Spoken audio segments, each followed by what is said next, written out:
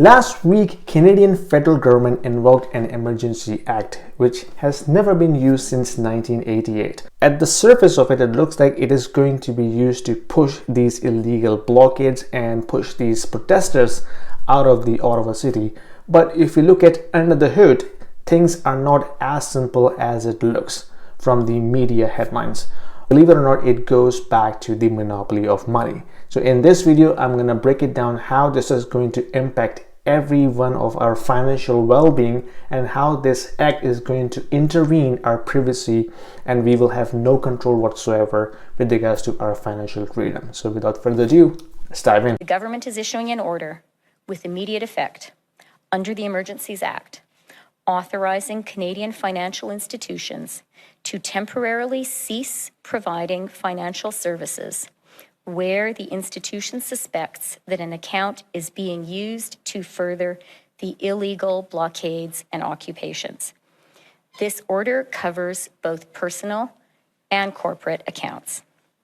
Third, we are directing Canadian financial institutions to review their relationships with anyone involved in the illegal blockades and report to the RCMP or CSIS.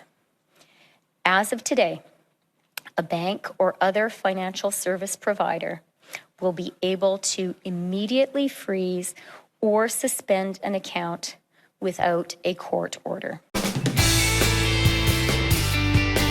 Whether this blockade was legal or not, whether this Emergency Act is legal or not, I cannot comment on that because I am not a lawyer. But what I can comment upon is the impact in terms of our financial well-being as a result of execution of this Emergency Act. If you have heard what Chrystia Freeland was saying, that this Emergency Act, along with some additional measure that has been invoked, is going to give enormous power to the government, and not only to the government, but also they are going to pass on these extraordinary powers to banks and financial institutes. That includes insurance companies, payment processing companies, as well as any crowdsourcing platform, which will also include cryptocurrencies as well. Basically, what you have heard from Chrystia Freeland is that she's going to allow the banks and the financial institutes to scrutinize every single transaction that we do, and they will decide whether our transactions are suspicious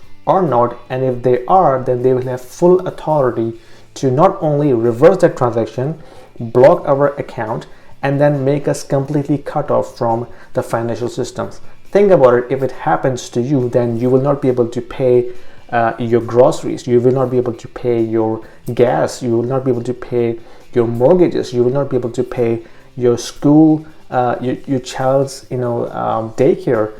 Basically, you will be completely cut off from the financial system. This is huge. First of all, this Emergency Act is going to allow these banks and financial institutes to do whatever they can without any court order, which means they don't have to go to the court, ask for a judge for the permission to intervene into Mr. XYZ's account. Not at all. Now under this Emergency Act, they will have full authority to scrutinize, break into anybody's privacy to see how these accounts are being managed, what money is coming through, from where this money is going to, and they will have full authority to intersect any transaction and based upon their own suspicion. So it will be their discretion to see whether we are allowed to make any transaction or not. And more so, they will also have immunity from any civil liability, which means if we ended up on the other side by mistake, by human error, and we ended up suing them back for our loss of earnings or loss of financial transactions, they will have full immunity from any civil liability. Guys, this is an extraordinary power grab that this government is trying to take, and also passing on to a private sector like banks and insurance companies and crowdsourcing companies and these payment processing companies, and they will not be subject to any legal liabilities. This is mind-blowing, because what's going to happen, I don't know, because when you give an entity an extraordinary power, you will hardly see anything good coming out of it.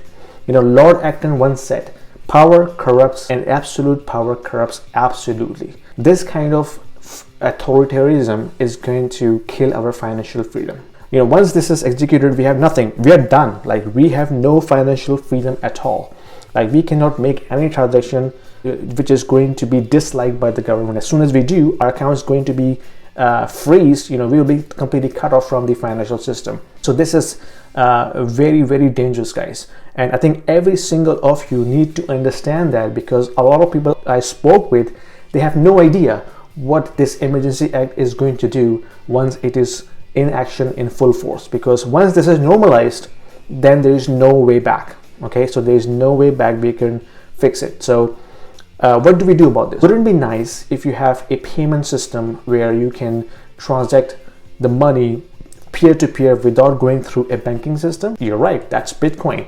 Wouldn't it be nice if you store your purchasing power into an asset class which sits outside of the banking system and has been around for centuries and has kept its purchasing power as an inherent value, and you can keep it with you, you can move it to any other country without any issue? That's right, that's gold. So in order to protect yourself, what you can do, you can basically store your purchasing power into assets like gold or Bitcoin, which sits outside of the banking system. So once it is outside of the current financial system, you will have much higher chance to protect your financial well-being than keeping everything in the financial system, which can be cut off with the blink of an eye by these government and big financial institutes based upon their own discretion. You will not have no say. You will not have any court to go to sue them back or object their decision. Basically, you are on their own mercy. Okay, so that's what I wanted to share with you, to make sure you understand the severity of this issue and do something about it.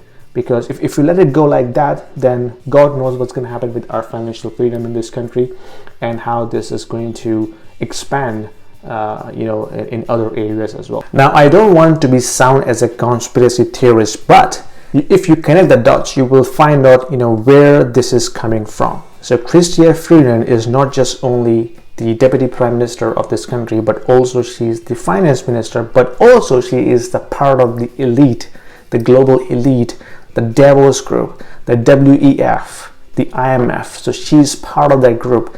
And you know that the Great Reset agenda is coming from that global elite. So that means they wanted to have a system which is going to be centrally managed about everything, and finance is going to be the front and center of it. So if you connect the dots, you know where this is coming from and where this is going to head us into the future. So I'll leave this to you to draw your own conclusion. You are smart enough to know that. Hope this is helpful. If you like it, give me a thumbs up, and I'll see you in my next video. Take care.